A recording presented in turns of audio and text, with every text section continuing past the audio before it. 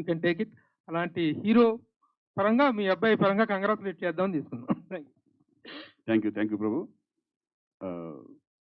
అలాగే మీరు కూడా ఇక్కడున్న అంత యంగ్స్టర్స్ చాలా అంటే ఇక్కడ కావాల్సిందంటే డెడికేషన్ అనేది చాలా ఇంపార్టెంట్. ఇప్పుడు మనం ఇండస్ట్రీలో ఎలా ఉండాలి, మన నడవడిక ఏంటి, మన ఇదేంటి అనేది డెఫినెట్గా ప్రతిదీ కూడా అబ్జర్వేషన్ ఇప్పుడు ఎక్కువ ఉంటుంది, ఎందుకంటే ఇవన్నీ వచ్చినాయి కాబట్టి. సో డెడికేషన్, హార్డ్ వర్క్ అనేది చాలా ఇంపార్టెంట్.